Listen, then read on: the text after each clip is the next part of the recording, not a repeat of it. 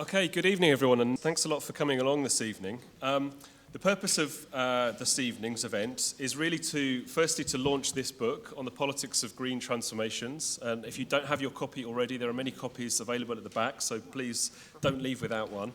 But secondly, also really, and more importantly, to debate the themes around the book, and that the book hopefully speaks to and provokes, around the politics of green transformations. And hopefully this is a hugely timely moment to be having this debate, both in global terms in the run-up to the Paris summit later this year, and in the UK context with a national general election looming. But before I introduce the panel, I'd just like to say one or two words by way of background to the book. It basically emerged about a year and a half or so ago. A group of us at Sussex University, both at the Science Policy Research Unit, at IDS, particularly through the STEPS Centre, and colleagues in Global Studies, all of us in very different ways, coming from different theoretical perspectives, looking at different sectors in different regions, interested in this theme of green transformations. And so we hosted a series of seminars to get to know one another's work and to think about some of the issues that ended up being addressed in the book. And this is what resulted. And so what you'll see that we cover across in the book are things around the politics of knowledge behind green transformations. Who is it that defines the terms of the debate, the predominant framings that defines the limits within which efforts to try and address sustainability are being addressed? Questions of innovation and the politics of innovation, the role of the state.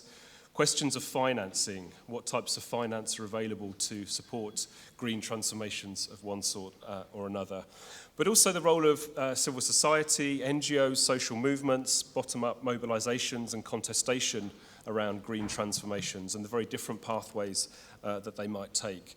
And also questions of strategy. What are the new coalitions that might be necessary to try and realize green transformations of one sort or another? In what ways do they bring new civil society and business or states partners together in new alliances to try and drive change forward in more progressive directions? But also you'll find in the book elements of history, people reflecting on whether there are useful historical precedents of dramatic changes in alignments of technology, society, politics and institutions that might be useful when we think about the current predicaments that we face. And so our collective sense, and hopefully this comes through in the book, was a slight disquiet, some concern, if you like, with framings of green transformations in many policy and some academic debates that emphasize very much technology and technology fixes on the one hand, or often pricing and market mechanisms on the other, or emphasis on governance of one sort or another, but not necessarily looking at the deeper politics that we thought actually lay at the heart of some of these challenges of green transformation. So in this book, we very much put these questions of power and politics at the heart of the analysis, asking these questions about who sets the terms of transition and how, on whose behalf, what is it that's to be transformed and by whom? It's these sorts of questions. And so this was our point of departure, and this is the debate we want to try and set up this evening. And so to do that, we have a very distinguished panel before us, some of the greatest minds that have been thinking about a lot of the issues that we touched on in the book for a long, long time. And so let me I'll introduce them in turn, and then we'll take a series of short, sort of 5 to 7 minute interventions from each of the speakers before we then throw it open to the floor for questions and discussion. So firstly, to my far right, we have Michael Jacobs, who's a leading political economist of the environment, author of a number of key books which speak to many of these themes around environmental economics and progressive politics of one sort or another, the green economy, the politics of the real world, paying for progress. He's currently based at the IDDRI in Paris and is a senior advisor to the Global Commission on the Economy and Climate and its New Economy project. And for 6 years was special advisor to former Prime Minister Gordon Brown, and before that the head of the think tank and political association, the Fabian Society. Then to my immediate right we have Mariana Mazzucato, who's professor in the economics of innovation at the Science and Policy Research Unit at Sussex. As most of you will know, she's done a lot of work on the economics of innovation and finance and growth. Lots of work on smart, innovation-led and inclusive growth models, and her recent book, The Entrepreneurial State, challenges this image, this caricature, if you like, of the lethargic, over-bureaucratic state versus the dynamic business sector. Then there's Camilla Toulmin to my immediate left, who's an economist by training and currently head of the International Institute for Environment and Development, based here in London. She's worked a lot throughout her career on agriculture, land, livelihoods in dryland regions of Africa, more recently working on issues of climate change, particularly as they affect the developing world, and her recent publications include Sustainable Intensification, Increasing Productivity in the African Food and Agricultural Systems, and Climate Change in Africa. And then last but not least, to my far right, Andrew Sims, who's the author, far left indeed, sorry, who's the author of several books, including Cancel the Apocalypse, Ecological Debt, The New Economics, and the best-selling Tescopoly. Is currently Chief Analyst on the Environment at Global Witness and was the New Economic Foundation's Policy Director for over a decade. So without further ado, I'd like to hand over to the panellists. Michael kindly has agreed to go first for 5 to 7 minutes each. We'll take them in turn and then throw it open to the audience for comments and discussion. So Michael, you have the floor. Thank you very much indeed. And thank you all for coming. I've been asked to speak a little bit about the green economy debate. I noticed that you described me as the person on the far right. This is not a description I would normally accept, but I have a terrible feeling in this debate I am actually going to be on the far right. Depending on what all of you think. We've had a green economy debate for many years now, and it's taken a number of different forms. The form that will be familiar to the political philosophers amongst you is between those who argued that economic growth was impossible and anyway a bad thing, not what we wanted, and the mainstream who as we all know, are deeply in favour of growth. And that debate raged for a very long time and has not completely gone away. There are still many people who, under the new phrase of degrowth, argue that our primary economic goal should not be increasing GDP value in the economy, but we should be looking at a range of other goals, and they imply or require degrowth, the contraction of the economy. There's a second version of this which has emerged more recently, particularly in the work of Naomi Klein and her new book, in which she argues more fundamentally, in a way, although she picks up on many themes within the green literature, that capitalism is fundamentally unsustainable in environmental terms, particularly through the impact of climate change, and that climate change in many ways is the nail in the coffin of capitalism, or will be, and needs to be used by social movements as the new front in the fight against capitalism. These debates raise hugely important issues, both in the nature of capital accumulation and economic growth and the political economy of capitalism. Yet they're not the one that are actually, neither of them is the one that's actually raging in the real economy. But there is a conflict and a debate raging in the real economy, that is the economy of investment and capital, which is much more fundamental now to the debates around the environment, particularly around climate change, which is the conflict between the high and low carbon imperatives within the new global economy. And this is real now. We have real conflict in politics and policy and in investment between those who are pursuing and whose economic interests rely on a high carbon path, particularly in the fossil fuel sectors and in some of the energy intensive sectors, and those whose future lies in the low carbon economy, which are the beneficiaries of carbon and climate regulation, and who are creating jobs and investing in renewable energy, in various techniques that are low energy in use and high in efficiency. And this conflict, this debate between the high and low carbon forms of capitalism, if you like, has now gone absolutely mainstream. So you can see this debate raging now within the mainstream economic institutions which govern or seek to govern or coordinate global economic activity. It's raging in the World Bank, in the OECD, in most of the major development banks, and up to a point within governments, particularly in China, where the Chinese economy is set on a simultaneous course of destroying itself and of trying to go green. And a conflict which is played out not just in the planning system, but in local politics in China, which is where the environment is particularly air quality and water quality are the sort of leading edges of social conflict. It has now a whole literature around this field now, around the so-called concept of green growth.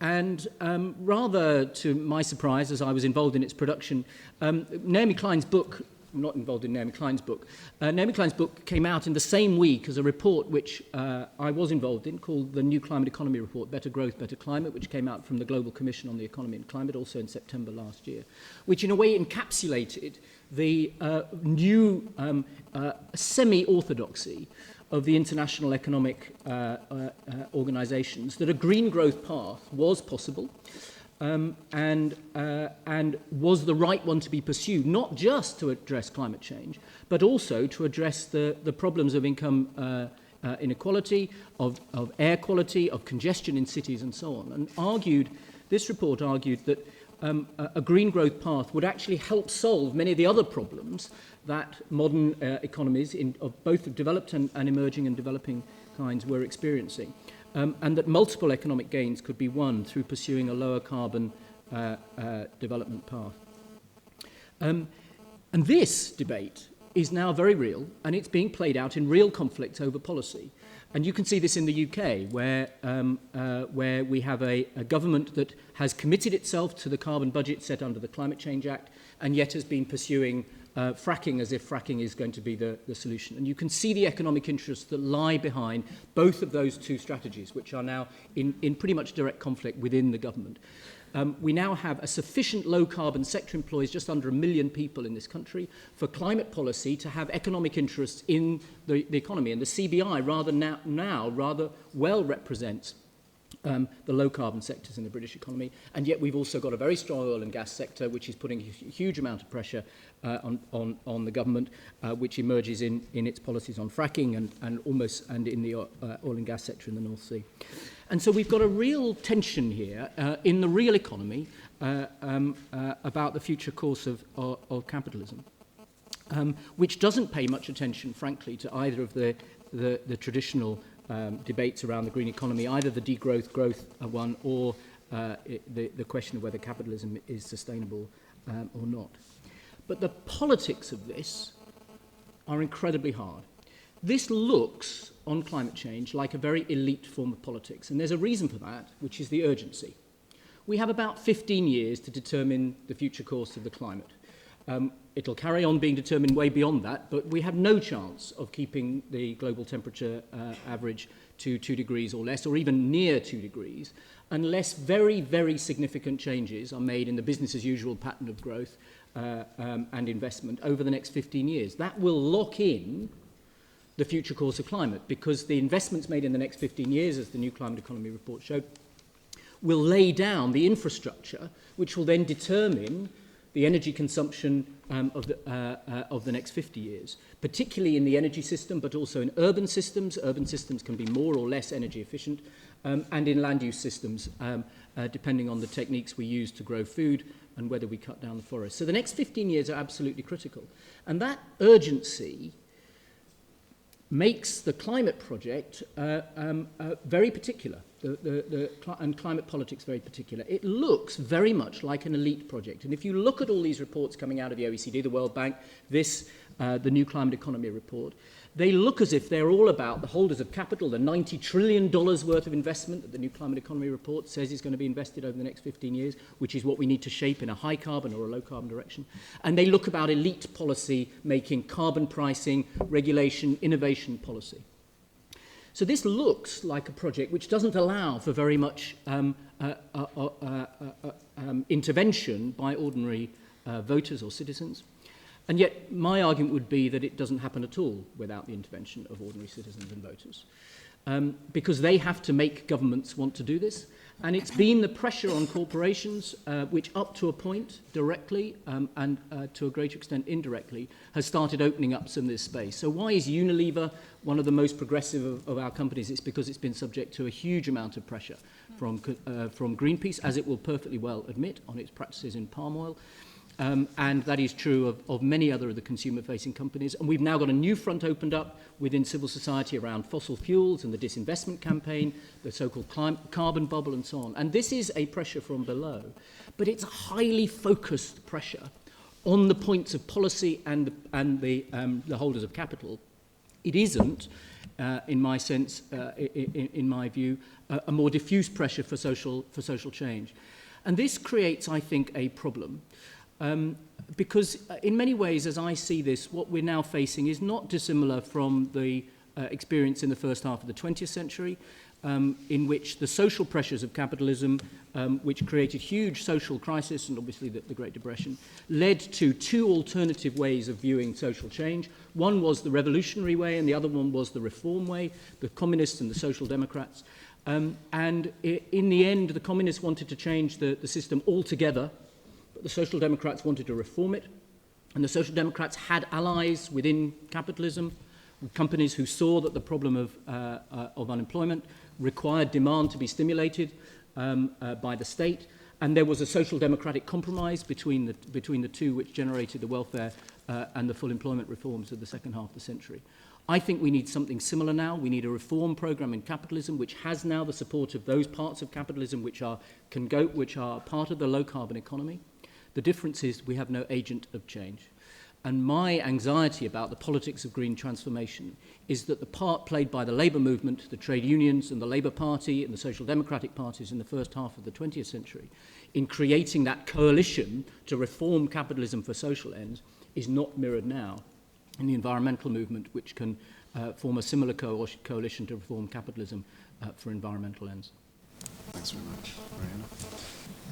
So my comments are going to be much less logical. They're going to be if you want, scattered thoughts, four scattered thoughts, but luckily they'll be quite complementary with Michael's. The first is I think it's really, really important just to say explicitly that the whole green conversation could be a way to change the conversation, but radically. And by that I mean not just talking about green growth, the Green Deal, the Green New Deal, whatever, but actually changing the words we use. So I'm going to be a bit provocative here, and even though I contributed to this wonderful book, as I was reading it through, cover to cover, I did actually see some words that I would like to change. So for example, this whole notion of bottom up versus top down, that's a bit boring, right? So, could we actually really use the whole green discussion and thinking about the kind of finance, the kind of agency that Michael's been talking about in a way that gets rid of the top-down versus bottom-up and actually really gets to the granular level of what we actually mean when we talk about, top-down, if that's what we mean by state. Why are we continuing, even in books like this, to use the word bureaucracy to talk about the public sector? Or when we talk about business, could we actually talk about issues around, say, corporate governance and how important those are, which of course did come through in the chapter which looked at varieties of capitalism by Matthew. But anyway, to do that, I think what we actually need is also to really unpick lots of words. And I often, start with the word the market.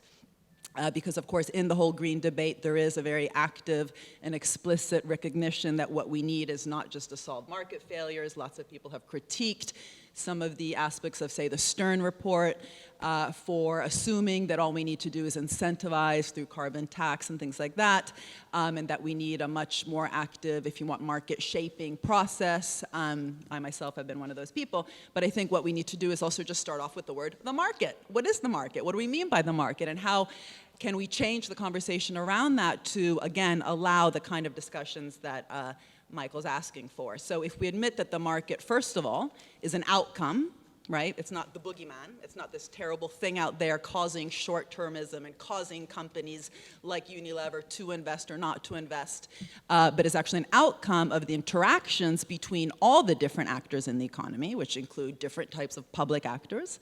My recent work with Caetano Penna, for example, has been looking at the work of state investment banks as one of the types of public actors, different types of private actors. You just gave an example of Unilever being a particular type of company. As we know, there's many energy companies and different companies that are not doing the kind of investments we would like them to be doing in the energy area. Different types of civil society organizations that people like Johan Schott and Andy Sterling, of course, write about. So that's the first point, right? Markets are outcomes, and that immediately makes us focus on the actual organizations that are interacting. And I don't think the green debate has, if you want, focused enough on putting challenges on the both public and the private actors. And the word civil society, to be honest, to me, I think is often a lazy word. I mean, the mafia, of course, was a civil society organization and very bottom up. It was a Società dei Beati Paoli, which, initiated that. So, to me, that doesn't mean much. Soccer moms are part of the civil society on their SUVs. What exactly we mean by that and how we can think about civil society in a way which perhaps focuses more on the movement, which does exactly what you're talking about, which is putting pressure and a radical pressure on, say, the public and the private actors. But the other part, of course, with markets is something that I've been writing about more actively, which is, of course, the Polanyi view, which is that markets, have always been deeply shaped by policy, and not just in the way that I often sort of obsess about, which is that the actual technologies themselves have arisen from, public financing, but also in the way that Carlota Perez, who's sitting here, focuses on a lot in terms of public policy also being fundamental for directing change. Markets alone do not, find a direction that can be not just very chaotic, but also perhaps find the wrong direction. But she gives the wonderful example to make us think about green today in a radical way when she talks about, say, the mass production revolution, which was a revolution in production in the early 1900s, would not have found a direction without very radical policy, for example, suburbanization policy. Suburbanization allowed the mass production revolution to be directed in the same way, she says, that green today could become a complete redirection for the economy, allowing the IT revolution, which has not been fully deployed, lots of people have written about that, to actually find a direction.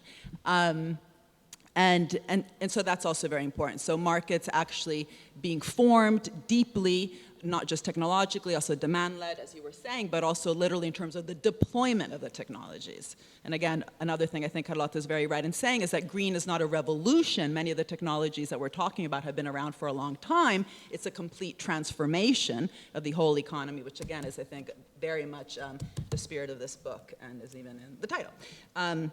Just quickly, in terms of these different actors, one of the real, I think, tragedies of modern day capitalism is, in fact, in the business community. It's extremely financialized, how much money is actually not reinvested back into the economy. We are at record level hoarding rates, both in Europe and in the US.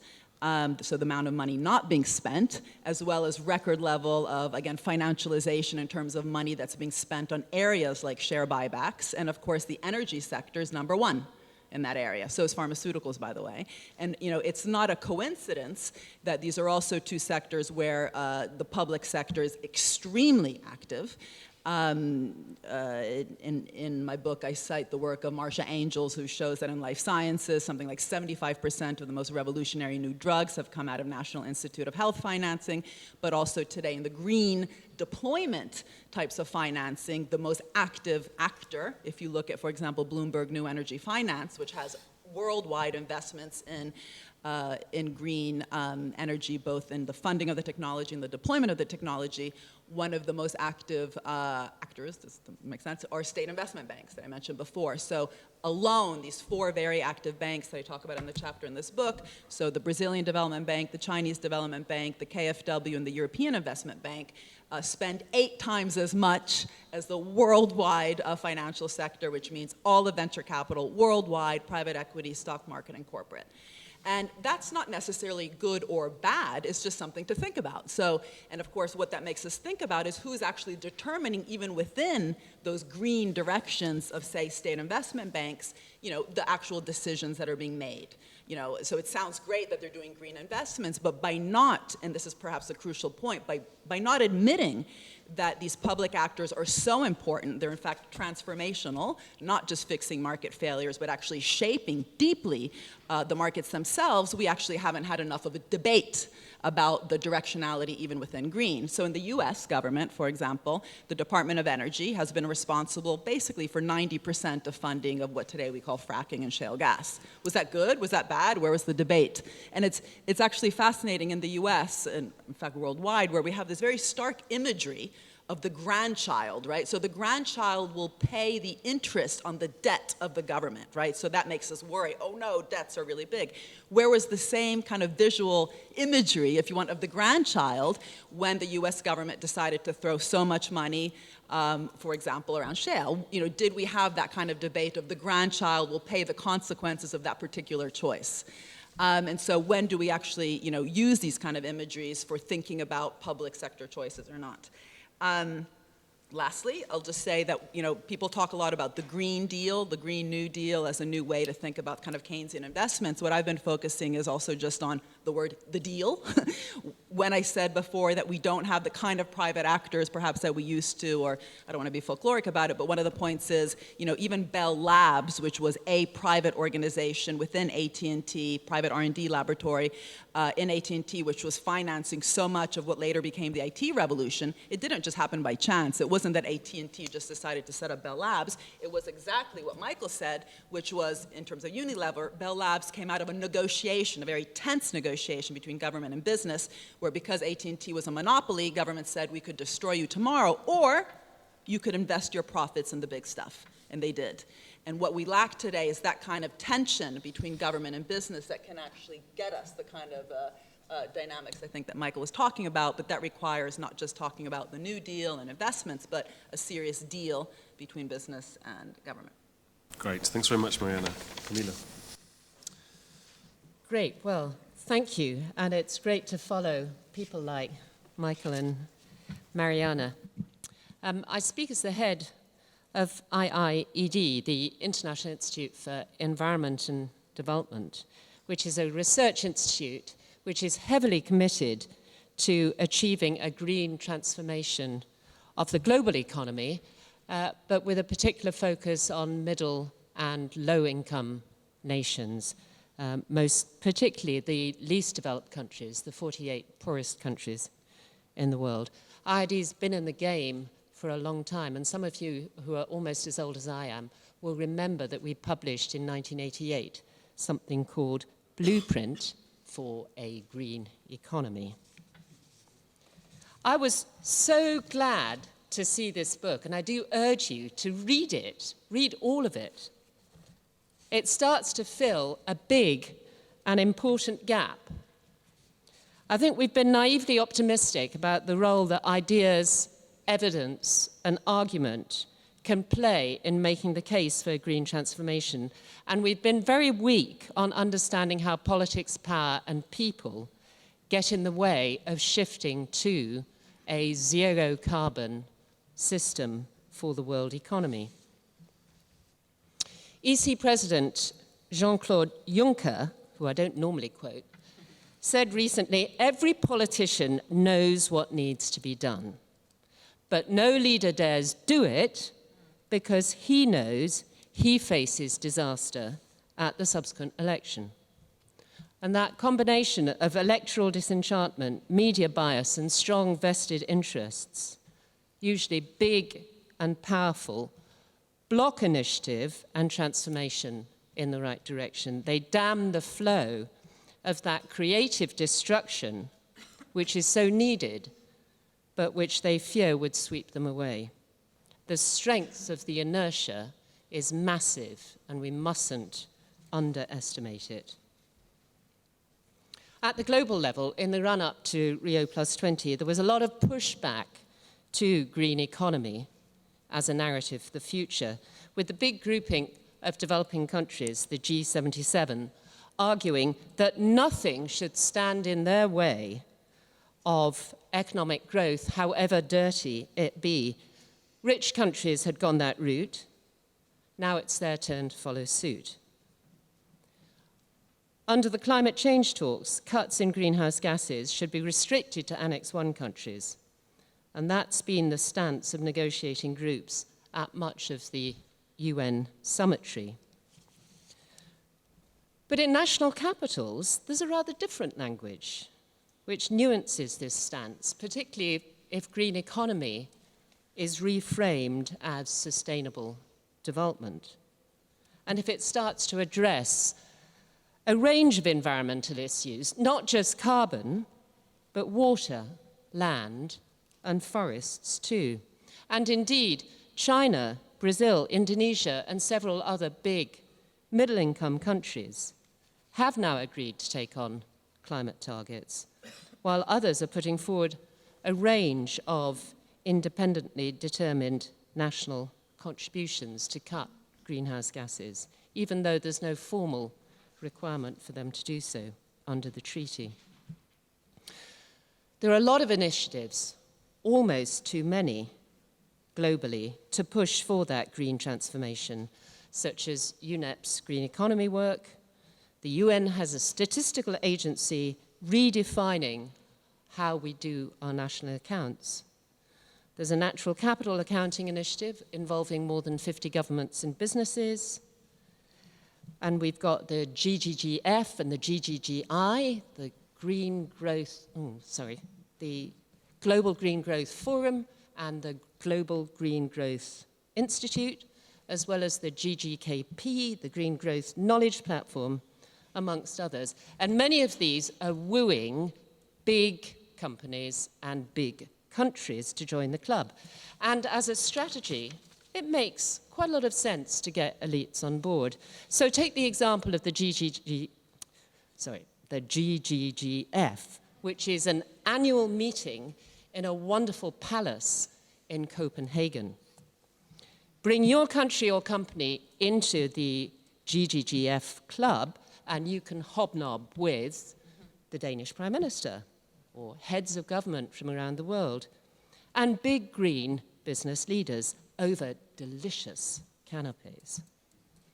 At IIED, our role has been to question this focus on elites and establish national dialogues that go beyond a focus on high-tech, top-down, sorry, Mariana, top-down government and business-led greening to recognize the knowledge, power, perspectives, and agency of local actors and to give them a platform to learn and speak. We've been hosting the Green Economy Coalition, and I'm glad that Oliver Greenfield is here from the GEC, as one of the means to get these dialogues going. Many least developed countries have the capital assets that would help furnish a green economy in terms of the water, the land, the forests, and biodiversity. But they need institutions, investments, incentives to enable these resources to deliver incomes and jobs for the many. Many governments have weak capacity to design and administer policy and are caught in a web of powerful elites whose interests they must serve to retain power. There's a systemic bias against small-scale, local, and poor producers.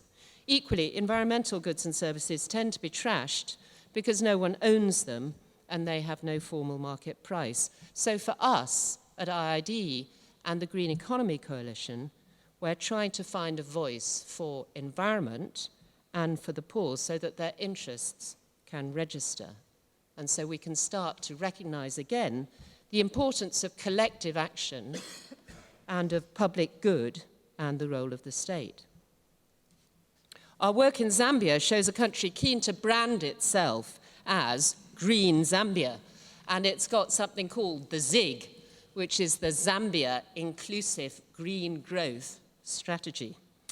And what they want to do is to attract quality investment, not any old investment, quality investment, and get linked into sustainable, inclusive value chains. They're investing in waste to energy at municipal level and broadening clean energy suppliers, including a shift from large dams to smaller hydropower.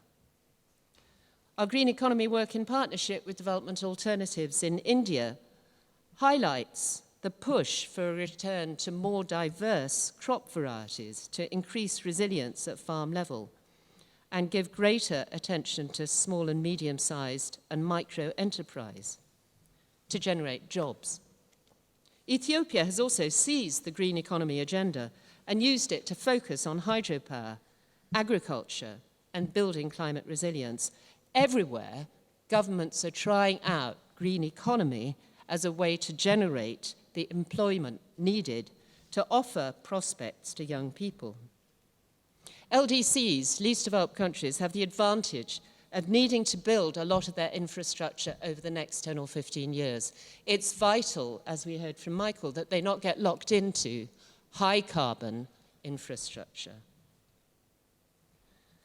That infrastructure, whether it's transport, cities, or energy systems, needs to be built, and that's a great opportunity to get on the right path, not the wrong path. And there tend to be fewer vested commercial energy interests dug in. Countries with limited energy access mean that a move to more distributed, decentralized energy systems makes sense, because a lot of these places are never going to get onto the grid anytime soon. But I do remain concerned that the balance of power is still firmly weighted in favor of high carbon, of incumbent interests, especially those linked to fossil fuels. Look at Saudi Arabia and how it's playing its hand today. Whether in OPEC, by maintaining market share, they've driven prices down to such a level that renewable energy is at risk. Saudi manipulation of the like-minded countries group in the climate change negotiations process has also given them a firm hand in the chairmanship of major groupings in this, the most important year of the climate change negotiations. And if you look at the largest corporations worldwide, oil and gas remain massively powerful. 10 out of the 20 biggest world corporations dealing in oil and gas, and 7 out of the top 10. Size matters when it comes to corporate power. Big oil is starting to get a bit nervous with talk of stranded assets and divestment campaigns underway, and current prices, which put much of the recently fined reserves into the too expensive to exploit category for the moment. When I asked the question of Shell's chief financial officer how he saw the climate negotiations, he said, oil's all right, it's coal that needs to stay in the hole. And so we're starting to see a kind of divergence between different parts of the fossil fuel sector. But as we've seen from discussion around divestment and pension fund portfolios, we are all deeply entangled in the fossil fuel sector, whether we like it or not, which makes it difficult to withdraw in the short term, so the sooner we start, the better. So yes, we've been naive and optimistic. We need to be much more savvy and combative if we are to achieve the green transformation needed to create a world fit for ourselves and the next generation. We need to recognize the power of losers to block progress, and we need to be much cleverer in design of policy measures so that they create a larger and larger constituency for progress in that direction. And there's some really wonderful examples from this book that show that.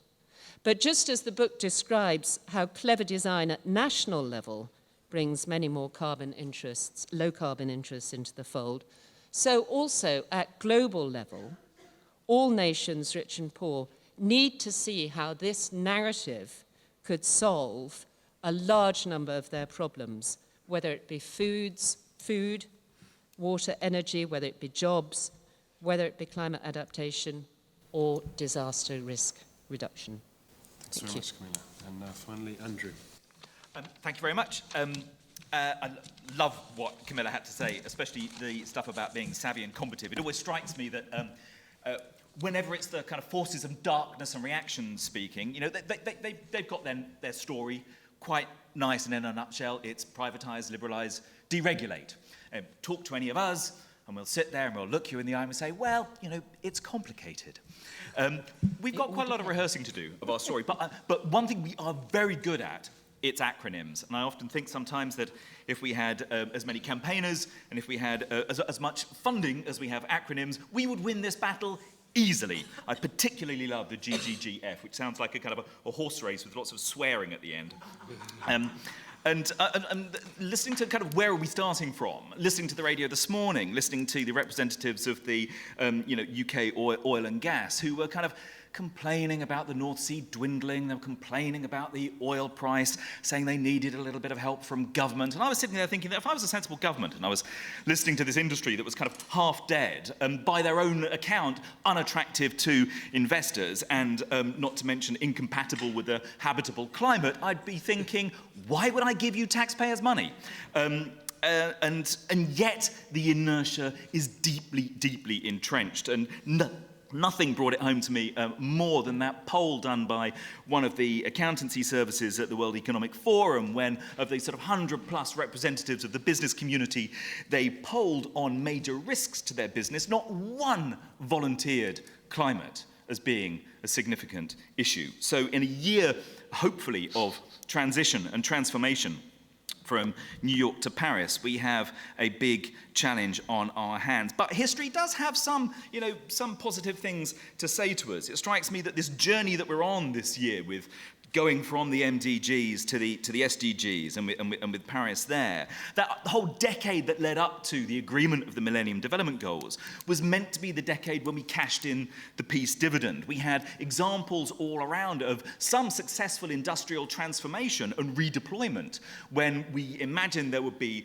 massive unemployment from running down the brilliantly named unproductive expenditure in the economy on arms, but actually the slack was taken up in some other areas. So there are some sort of historical hope there, but it took those multiple movements to get the MDGs into place, to come up with a promise of a new social contract, a new settlement, internationally agreed targets for poverty reduction and sustainability. And yet something went wrong along the way. And in terms of learning a few tricks, I mean, you have to hand it to the architects of finance-led globalization, that in the last 6 or 7 years, the way in which they've turned their own demonstrable failure into an opportunity to re-entrench their interests and push programs which militate against the kind of public expenditure we need now to have an activist entrepreneurial state to do the right thing. So there's lots of lessons there. And what kind of situation are we in now? Well, in terms of simplicity and the ways forward, 17 SDGs, 169 targets, that's quite a lot to work with. I think we may need to have a little bit of prioritization within that. But overarchingly, the grand themes are there and very obvious. Poverty, inequality, and planetary boundaries, and how these interact in a complex way. And I want to say a little bit about that, and then just say a couple of things about the more kind of community-driven responses.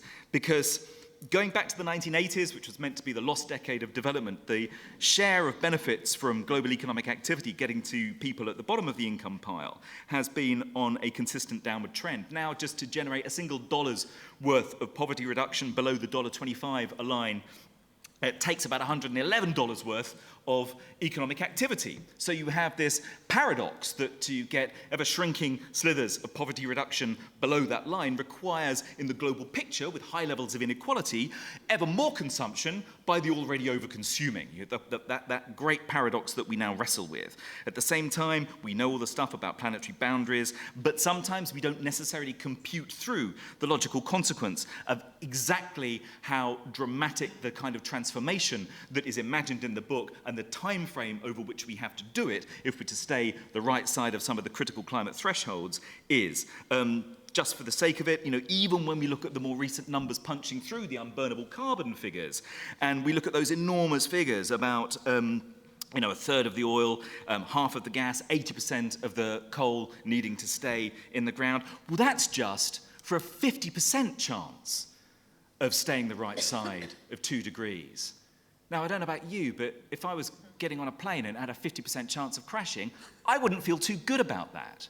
So, the speed and the nature and the scale with which we need to move are dramatic. And of course, the problem being that if we are serious about the poverty and inequality challenges, working within the framework of the existing income stretch, existing inequality, the existing model, gives us some dramatic problems. A colleague of mine called David Woodward, who's been in the UN system, followed the sort of G7, been in government, worked in government as well in Whitehall over many years, just to come out with some updated figures about, with current trends and with the current global income structure, what would it take to get everybody across the pitiful $1.25 a line day? 100 years. And what does that presuppose in terms of overall the scale, the size of the global economy? Well, that's premised upon getting to an average GDP per capita of $100,000. If you wanted to get everybody onto $5 a day, a level, according to the UN, which is commensurate with a proper meeting of basic needs, well, that's going to take about 200 years and is premised upon GDP per capita globally of $1 million. This is fantasy magical thinking in economic terms, which says that we need some deep, deep, deep reimaginings about how it works. And what it says to me, of course, is that redistribution within boundaries is the quicker and more efficient way in which we can move in the right direction. Now, I'm interested in, I suppose, what kind of leadership can come from below. And in the context of the comments that have already been made, I am acutely aware that any kind of potential that comes from networking, social innovations, new social movements at the ground can only succeed if there is an enabling framework for it. And that, but that also, especially in the climate debate, there has been this over-reliance on technological solutions rather than social innovations and social technologies and solutions. So I'm kind of interested in the things which are kind of happening anyway without necessarily any support or encouragement, whether it is the food sovereignty movement in the Global South, which is looking at models in which you can lock in a better distribution of economic benefits in response to another one of the perverse fallouts from the financial crisis when investors were looking for safer things to invest in, which fueled the land grabbing crisis, which is still gripping Africa and other parts of the world as well. Or whether it's the new social movements in the global north, like the Transition Network. There's just through the Transition Network, which is based in the UK, you can look up 1,100 different initiatives. There's now 19 national hubs of transition activity. These are things which have immense potential to reinvent from the community level up, but are lacking a broader macro enabling framework in which they can move to scale and have real sort of penetration. Now, with the Green New Deal, I was part of a group that called itself the Green New Deal Group, which wrote a report called the Green New Deal, so I've got a particular interest in that, I suppose.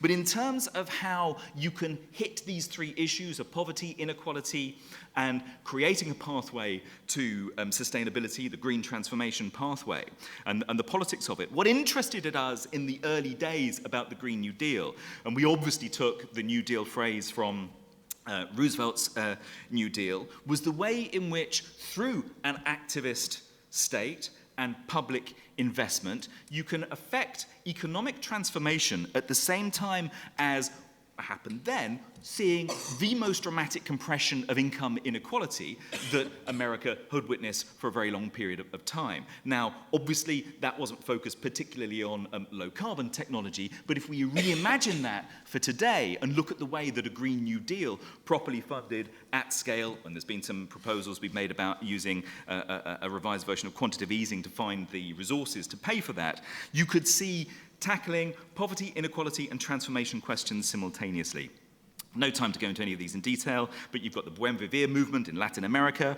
You've got the fascinating insurgency in economic departments from Paris to the United States, to Manchester, challenging the orthodoxy and calling for a more heterodox approach which can create the space for this new thinking. You've even got London boroughs, which are in some ways a microcosm of the both diversity and rich-poor divides like Haringey, who are experimenting with ways to use ideas from the Green New Deal to transform their fortunes, deal with energy poverty, deal with the transport problems, create jobs at the local level, and do it in a time frame which is struggling to get towards the speed with which we need to move. So I'm also interested in the way that whether you're thinking about the preservation of forests or whether you're seeing your concern is about the rollout of renewable energy, the way in which by rooting things in community engagement, involvement and direct ownership is often critical to their success. Because from forests, where some of the more recent research shows that where communities have titlement, have land tenure, deforestation in those parts of the Brazilian Amazon where there is land tenure for the indigenous communities is 11 times lower than in other areas. Similar and even more dramatic figures for Guatemala. We know, many of the people in this room will probably have done research on it, that where the community has a stake in renewable energy, you lower resistance to it and you raise the chances of its success very often. I'm simplifying, but that's because I'm bored of saying it's complex. Sometimes we have to simplify. So just to sort of wrap up, I suppose. How do we share an island planet? Well, as Ruskin once said, all great and beautiful work comes first of gazing without shrinking at the darkness. I do think that there is a danger with the language of green growth, and that's partly because it's not because I don't think we can have greener growth. I've merely yet to see any piece of work that says you can have continued orthodox GDP growth in the OECD countries and stay below the 2-degree line.